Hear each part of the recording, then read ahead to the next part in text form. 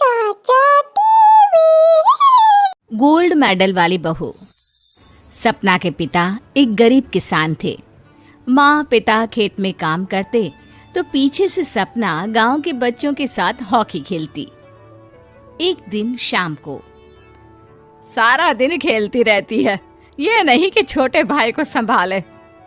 माँ पता है, मैंने आज हॉकी में पास के गांव के लड़कों की टीम को हरा दिया। अरे वाह वाह मेरी बेटी, शाबाश।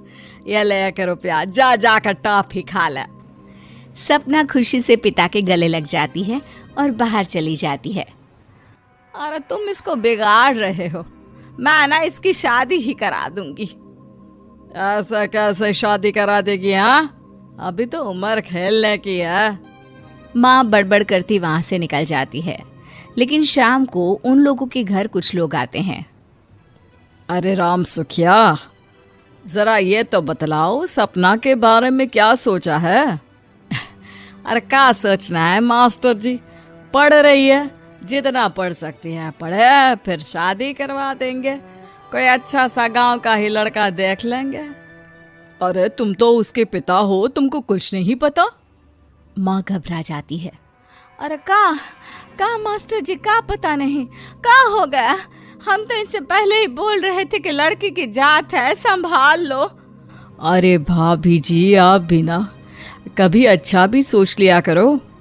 अरे सपना क्या खेलती है हॉकी, बड़े से बड़े आदमी भी नहीं जीत पाते हैं उससे। कल गांव में एक टीम आ रही है, लड़कियों की हॉकी खेलने उसे भेज देना, वहाँ शायद कुछ बात बन जाए। अरे ना मास्टर जी, कोई खेल वेल नहीं करवाना है हम लोगों को, वो भी शहर के लोगों के साथ तो बिल्कुल भी ना। शहर के लोगों को ना कोई भरोसा नहीं होता मास्टर जी।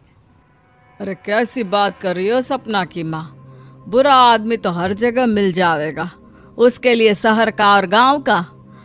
हाँ मास्टर जी, हम लोग तैयार हैं, कल आ जाएगी सपना वक्त से।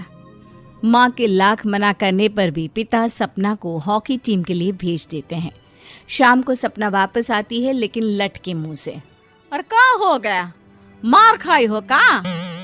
कौन मारेगा हमें? कोई मार वार खाकर नहीं आए। अरे फिर शकल पर 12 क्यों बजे हैं, बताओगी? देखो माँ, आप समझोगी नहीं, बताकर फायदा क्या है? अरे बिटिया रानी, हम तो समझेंगे ना, हमें ही बता दे। सपना पापा के गले लग जाती है। पापा, मैं ना सिलेक्ट हो गई हूँ भारत की हॉकी टीम में खेलने के लिए। अरे वाह, ये तो बहुत ही खुशी की बात है मेरे बच्चे। फिर मेरी गुड़िया काहे परेशान है? पापा, मुझे दिल्ली जाना पड़ेगा आगे की प्रैक्टिस के लिए। माँ जो सारी बात सुन रही होती है, जोर से चिल्लाती है। एक पैसा नहीं है मेरा पास, समझी? कुछ नहीं दूंगी। शादी के लिए लड़का फाइनल भी कर दिया है, कल्ले का बेटा, वो शादी कर लेगा तुमसे। सपना पिता की ओर देखती है। अरे देख सपना, खेलने दिल्ली जाना है तो सिर्फ इसी शर्त पे कि आकर कल्ले से बेटे से चुपचाप शादी कर लेगी, बोल। अरे ठीक है ना, कल्ले का बेटा तो बहुत ही समझदार है, सरकारी नौकरी है उसकी, मान गया वो तो सपना शादी कर लेगी। सपना भी धीरू, जो कि कल्ले का बेटा था, उसे जानती थी। वो मन ही मन सोचती है कि शादी तो वैसे भी होनी है, लेकिन माँ की ये शर्त मान गई तो जीवन जीने का एक मौका तो जरूर मिलेगा। हाँ, मुझे मंजूर है। तो कल मैं उन लोगों को बुला लूं? पिता और सपना दोनों एक दूसरे को देखते हैं। अब माँ ठीक है ना, बुलाने की क्या जरूरत है, वो लोग पसंद कर रहे हैं ना मुझे, वही ठीक है। बस आप तो मेरा दिल्ली का बैग पैक कर दो। सपना दिल्ली जाती है, दिल्ली टीम के लिए खेलने के लिए। सपना खूब अच्छा खेलती है और गोल्ड मेडल जीत कर आती है। जब वो गांव आती है तो उसका जोरदार स्वागत होता है। हर कोई सपना सपना चिल्ला रहा होता है। और सपना के पापा, तुम्हारी बेटी ने तो गांव का नाम रोशन कर दिया है। गांव की तरफ से तुम लोगों को गांव में पक्का मकान और सपना को परिषद में पक्की नौकरी देने के लिए हम तैयार हैं। अरे वाह वाह, पक्का मकान, ये तो बहुत अच्छी बात है। लेकिन सपना की नौकरी नहीं चाहिए हमें। हाँ, कैसी बात कर रही हो सपना की माँ? लड़की की नौकरी रहेगी तो अपने पैरों पर खड़ी रहेगी, किसी के आगे झुकने की जरूरत ना पड़ेगी।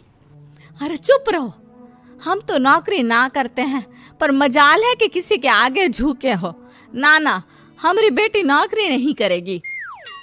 पिता लाख समझाते हैं लेकिन माँ नहीं मानती। और फिर वो दिन भी आ जाता है जब सपना को अपने कहे अनुसार लड़के से शादी भी करनी पड़ती है। ससुराल में। ए बहू, तू रोज रोज सुबह कहाँ जाती है? घर का सारा काम निपटा कर कहाँ भागती है? माँ का घर तो पास ही है, वहीं निकल जाती है क्या? नहीं माँ जी, मैं हॉकी खेलने जाती हूँ, मुझे खेलना पसंद है। खेलना पसंद है? अरे कैसी बात कर रही है बहू, शादी के बाद तो कोई लड़की खेलती फैलती नहीं है, वो घर का काम काज देखती है। सपना कुछ नहीं कहती। वो एक रोज कमरे में अपनी अलमारी ठीक कर रही होती है कि तब सुनो, वो जो लटक रहा है ना, क्या बोलते हैं उसे? मेडल। सपना पति की बात सुनकर खुश हो जाती है, उनके पास जाती है। मैं सोच ही रही थी कि तुमने कभी पूछा क्यों नहीं। ये मेडल है, मैंने जीता है, पता है, हॉकी में। बड़ा मैदान, बहुत से लोग, 2 टीम और फिर शुरू होता है जुनून। पता है, लगता है जैसे बस जिंदगी यही है, खेलते रहो, भागते रहो, दौड़ते रहो और लक्ष्य को पालो। सुनो ना, मैं ना भारतीय टीम के लिए खेलना चाहती हूँ। माँ, माँ, ए माँ, यहाँ तो आ जरा।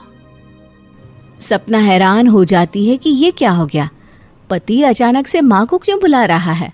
हाँ बेटा, क्या हो गया? काहे गला फाड़ रहे हो? माँ, ये सपना क्या कह रही है? अरे बीवी तो बोलती ही रहती है बेटा, लेकिन क्या हो गया? चिल्ला क्यों रहे हो? ऐसा क्या बोल दिया इसने? माँ ये बोल रही है कि इसको खेलना है भारतीय टीम के लिए। सपना डर जाती है। नहीं नहीं माँ जी, मैंने कहा कि मैं चाहती हूँ कि वो मैं बोला था ना, शादी के बाद कोई खेलता नहीं, घर का काम काज देखता है, लेकिन फिर भी।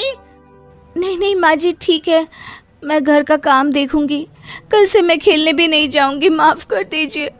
सपना पति की तरफ देखती है जो माँ की तरफ देख रहा होता है।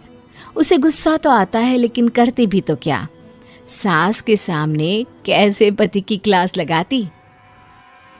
अरे बेटा, अब क्यों घूरे जा रहे हो बहू को? माँ, अभी इस बात का फैसला करके जाना, वरना ये तो तेरे कमरे से जाने के बाद मुझे। अब चुप हो जाइए आप, छोटी सी बात का बतंगड़ मत बनाइए। छोटी सी बात? बहू, ये कोई छोटी बात नहीं है। जो लड़की दिल्ली के लिए गोल्ड मेडल ला सकती है, वो देश के लिए भी तो गोल्ड ला सकती है ना। हम लोगों को किसी चीज की कमी नहीं है बहू, घर का काम तो कोई भी कर लेगा, लेकिन देश का नाम रोशन करने के लिए सपना चाहिए। जा बहू, तेरी ट्रेनिंग का सारा इंतजाम तेरे पति ने कर दिया है, जा खेल और देश का नाम रोशन कर। सपना की आंख में आंसू आ जाते हैं। वो सोचती है कि बेटियों को मायके के साथ अगर ससुराल में भी सहयोग मिले तो ऐसा कोई काम नहीं जो वो नहीं